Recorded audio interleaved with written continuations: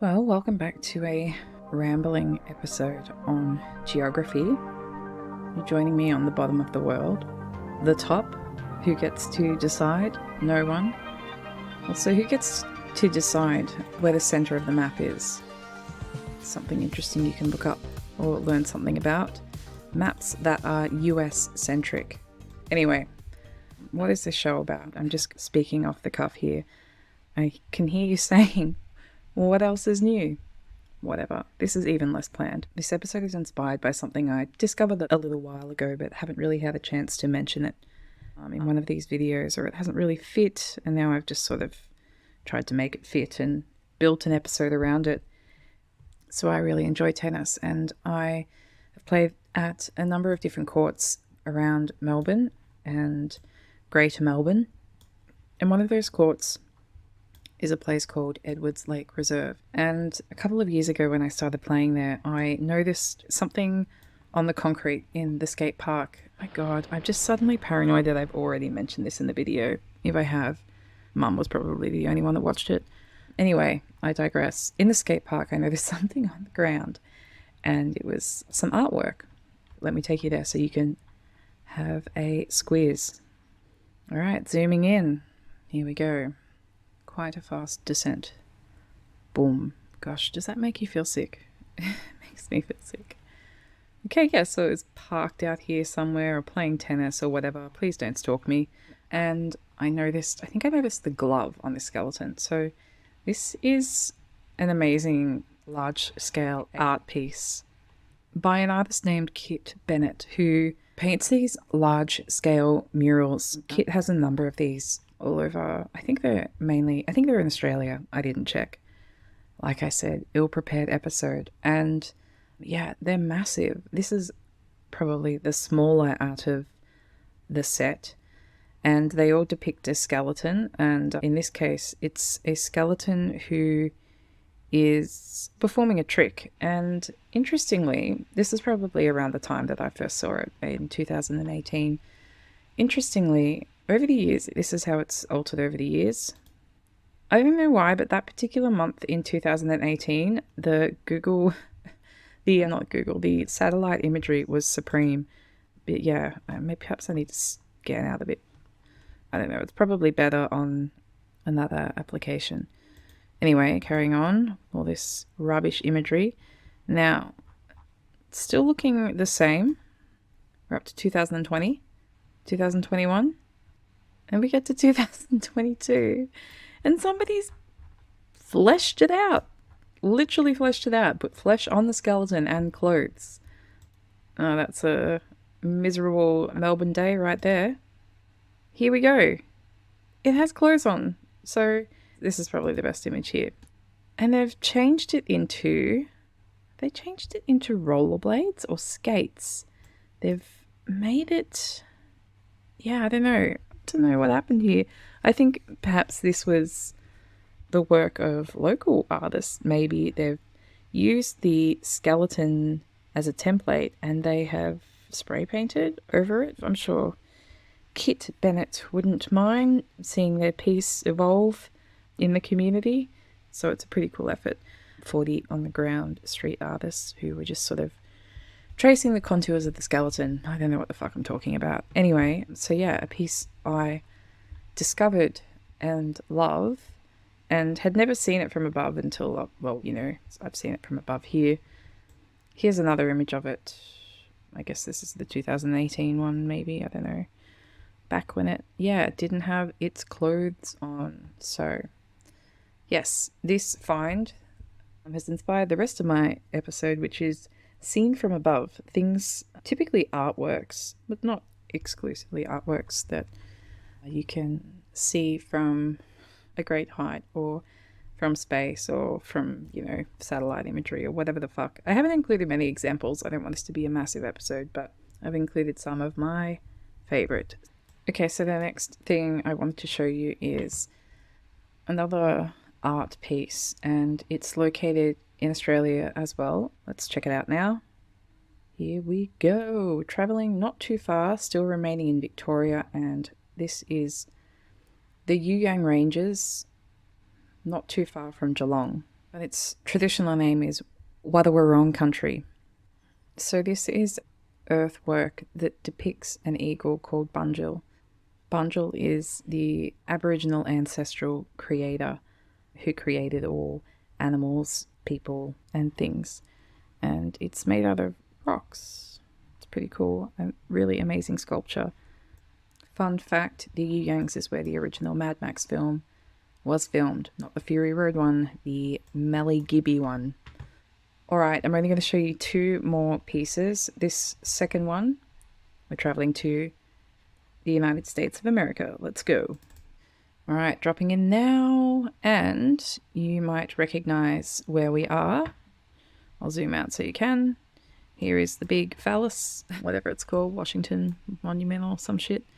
And Lincoln's Memorial, yada yada yada. Yeah, we're in Washington, D.C. Okay, so this earthwork, oh my god, I'm going to have to DS the shit out of this episode. This earthwork, I don't know if that's the term, that's just what I'm going with, is cool.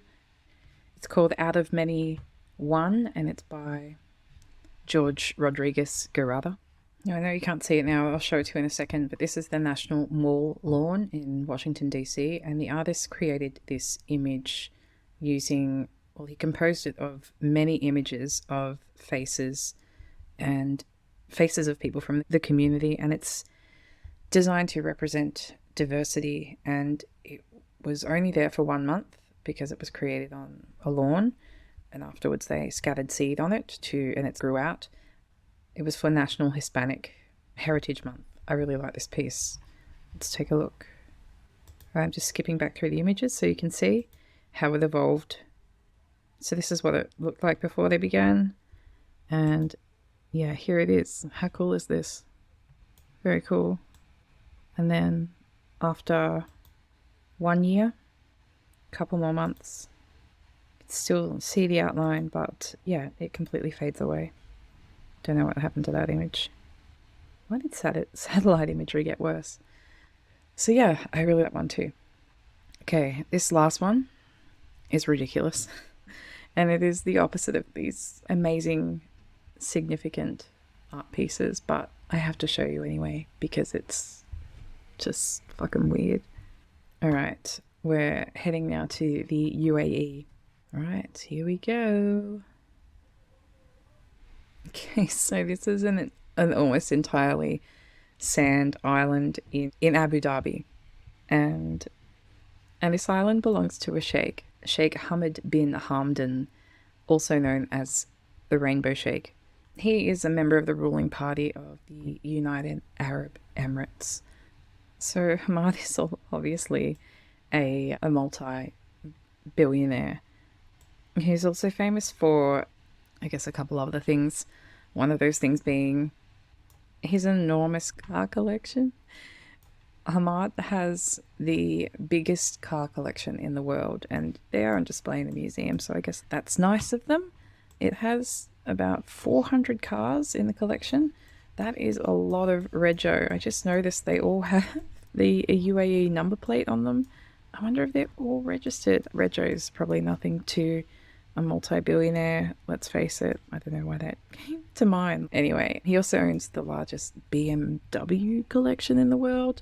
So yeah, good for you, Hamad. So the Rainbow Sheikh thought it would be a good idea to literally carve his name into the earth. So this is what you do when you have an endless supply of money. You do fucking shit like this. So Hamad commissioned Bangladeshi and Pakistani workers to travel here to begin this project of carving his name into this island that he inherited from his late father. And it wasn't a small project. These letters are 1 kilometer long, and some people have said it is the biggest writing or known text in the world. Oh god. So let's just jump back to when he started writing his name in the sand. Fucking hell. I think this is the Gulf of Arabia. I'm not too sure. Anyway, I'll correct myself on the screen. And as you can see here, it's just a sandy island or a sandy whatever gulf. And let's move on to the next image, just 2004, nothing yet that I can see. Wonder how old he was in 2004. Maybe too young to commission projects like this. I'm honestly not too sure how old he is. Hold on, let's check. Okay, he's 60, so he knows what's up. All right, let's keep looking. So 2007, we can see the construction had begun. However, the D had not been formed. Bear in mind, these are 1 kilometer letters, and we're literally viewing these from space. That's crazy. All right, let's carry on. All right, so 2 years later, and the D is downed. We've got the D for Hamad. And as you can see, the H and the A is filled from the Gulf over here. And presumably the rest is going to be filled from this little narrow stream coming from here. I don't know. Anyway, that's just what it looks like. They've finally dug out the letters, and now they just need to fill it with water. But sadly, they must have run into a few hiccups and it never panned out. And as you can see, by 2012, Hamad's name was filled in. So I think some older, wiser members of the family might have said, hey, this isn't a good look. This isn't the vision that we have for Abu Dhabi. We want it to be, you know, a progressive metropolis. We don't want to just be writing our name in the sand because we have literally nothing better to do with our money. You know, come on. Imagine getting Hamad as your fucking secret Santa. You'd be like, well, I guess that's me bankrupt. What do you get? What would you get for the man that just literally has everything or could buy anything they wanted? There's nothing. I guess you could just write them a note, a nice card or something, but he would expect it to be written in stone or written in the side of a goddamn mountain. Anyway, that is, yeah, I thought that was pretty funny. It's not art, but yeah, so many years of labor spent on this project. Like, it began in 2007 or earlier. Let's see, 2007. Absolutely ludicrous. Never took off. And who knows how many habitats destroyed in the process. So there you go. That is scenes from above, showcasing some really great examples and one just really, truly bizarre example. Okay, I want to show you 2 more scenes from above that aren't related to art, but are related to urban planning. Alright, dropping into Brasilia, which is the capital city of Brazil. I think sometimes people might think it's Rio de Janeiro. Alright, here we are in Brasilia, quite a new city. So Brasilia wasn't constructed until after the Second World War. The city design paid homage to a Swiss architect named Le Corbusier. Oh my god, that's the best I can do. Anyway, I had to work myself up for that. So Le Corbusier, this architect, he was an urban planner, an avowed atheist, and I don't know why I mentioned that. I just read that about him and thought, oh, that's a cool point. And he thought that one particular invention was the greatest invention ever made. And that invention is what inspired the shape of Brasilia. All right, here we go. Let's zoom in a bit more and I'll give you another chance. Anything at all. All right, so if you hadn't figured it out yet, the city shape was inspired by the plane or an aeroplane. Yeah, as you can see, the wings here and the fuselage down this way, and I think like the tail of the plane just there. Maybe this image is better. So this was Brazil's way of signaling that they wanted to be a part of a global future or a modern future. And yeah, that's just about all I have to say about Brasilia. I just thought it was cool. The shape, like I've never seen anything like that before. Well, that's not true. I have. I'm about to show you now. It's not airplane shaped. This shape is far more functional. So this next place I'm about to show you is called Palmanova or Palmanova. I don't know. Again, extremely sorry. So this is an example of a Renaissance defensive architectural style, and it's called, well, I won't tell you what it's called because that'll spoil it. Let's just zoom on down there and you can see for yourself. All right, let's go. Would have been cool if it was in the middle. Okay, so this is a really old design and town. It was part of, I think, the Venetian rule, and this is a fortress style design known as a star fort. Yeah, I guess that way you can see your enemies coming from every side, and it's built up too. You can't really tell with the overhead satellite image. Built in 1550 or some shit like that. Incredibly old. Let me show you what it looks like down there. Okay, so this is the gateway to the city. It's pretty freaking cool. Imagine the gateway like this. Let me through. One lane only. Oh my god, come on. Okay, here we are safely on the other side in this star-shaped city, Palmanova. Palmanova, who knows, Palmanova? In the Udine region, so we're not far from the Slovenian border. Okay, so here's a really cool drone image from above of the entire star-shaped city. It's so cool. Alright, I think that just about does it. Now, let's get on to playing a little bit of Geoguessr, and we will play a drone world, which is a bird's eye view of 32,000 locations. But first, it's time for a commercial break. Oh, onions, they make us cry, but don't you worry. Give them a try. Their layers unravel like a funky dance, bringing flavor to every circumstance. Onions, they make me sad. Okay, we are back. Thank you very much to Onions for sponsoring this video. We're going to play a drone world now. Let's see how we run. Oh god, this is going to be impossible. Okay, so we're on a little, I don't know, a spit in the middle of the ocean. Now the thing with this map is that the compass is incorrect in a lot of cases, so we can't rely on the sun to figure out where we are. Gosh, this is a skewed world. Let's see what we can find, what we can glean from this setting, from this landscape. We've got a pile of sticks here, ready to be set alight.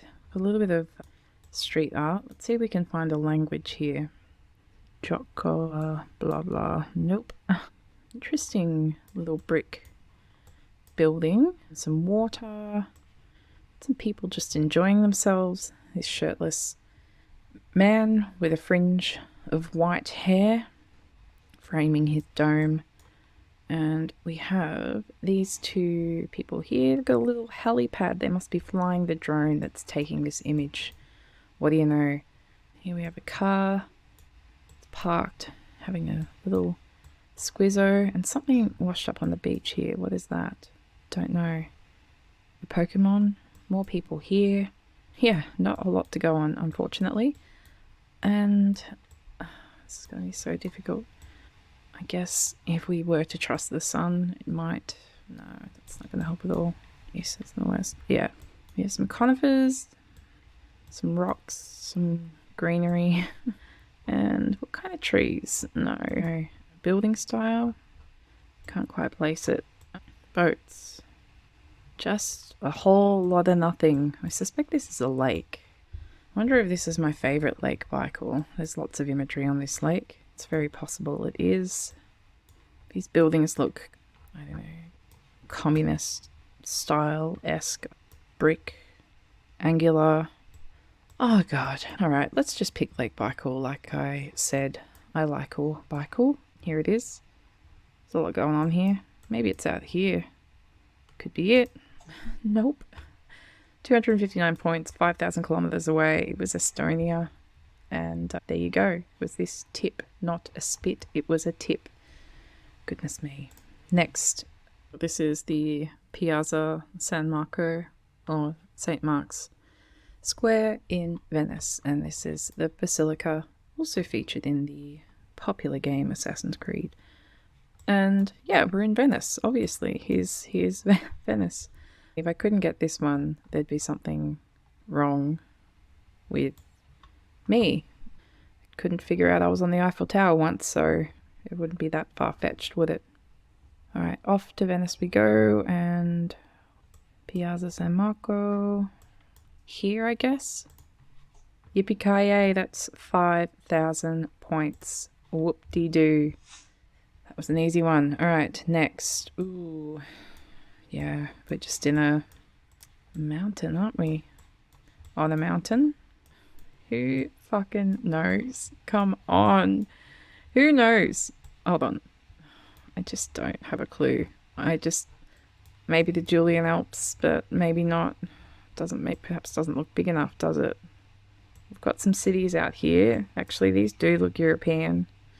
Maybe I will go to Julian Alps just for lack of any option. Or is it like the Dolomites or something? It might be that. It might be. I'm going to go with my first instinct, but that was the last mountain range I visited. The color of the ground. Oh, what's this? Some rock stone art. Yeah, I'll stick to what I just said. And the Dolomites aren't far away if it is that. So let's go to, somewhere in here in Slovenia. This will do. Where was it? Yeah, okay. It was in Liechtenstein. Was it? Hold on. Oh, it's in Germany actually. And it's called Speikelschluck. You know that place. Cool. Doesn't matter. Europe. Be Europe. We were pretty close. Second last location. Ooh, we are near a castle. Very autumnal scene. Looks very beautiful. This could be anywhere in Europe, couldn't it? But I'm tossing up between... Hold on. Well, at first I thought it could be France, but I think it's more likely... Hold on. Let's say the UK, Ireland, Scotland. Scotland has lots of castles, so there's England, but let's go, since I always forget about Scotland, and like Rolling Hill-esque. Yeah, we'll just pick somewhere in Scotland for this one. We'll go not too far from Edinburgh, Gornbridge. Oh, would you look at that? It was... Wait, yeah, it was Scotland, but it was over here in Daly or Wallistown. It's called the Delk Uharan Castle. Oh no. Correct me if that was wrong. It most certainly was. Alright. Ooh, pretty. I wonder... Hold on, let me just... Is this the Soka Valley? I've forgotten what it's called. Sochi Valley? Soka Valley? Again, just based on the water. That's all I'm thinking of. I don't recall it being this wide though, the rivers in that area. But, God, the colour looks identical. Oh, that is a spanner in the works though. That looks like another reactor, a cooling tower for some nuclear facility. But it could just be a cooling tower for something else. Why would you put it next to this pristine river? Why? Tell me. Alright, here we have a city, and it does look like Europe again. Driving on the right, so it's definitely not Australia. Where might this be? Let's check out these buildings again. This is looking at more like buildings you might see in Western Europe, Mediterranean Europe, so Italy or Spain or Portugal. One of those three, just based on the terracotta kind of colour scheme going on. Some yellow buildings. So, with that in mind, but not France. Well, I guess it could be southern France. I'm thinking it might be Spain. But where? Super hilly region. Maybe somewhere around here. Look at this actually. Hold on. Maybe somewhere around here. This looks like it could be a fitting river and fitting landscape. Yeah, I don't really have anything else to go to, but so I will just pick somewhere like here. Let's see. Unbelievable. Yeah, I'm extremely fucking happy with that. Picked the mountain range, found the river. Well, look, it wasn't the river, but topographically it fit. Buildings fit. Chef's kiss to me. Come on, that was bloody good. I'm really happy with that. Shit, yeah. Maybe I am better at bird's eye view than I realise. Let's check out my results. A pretty good score. I did not crack the 20. Alright. Goodbye for now.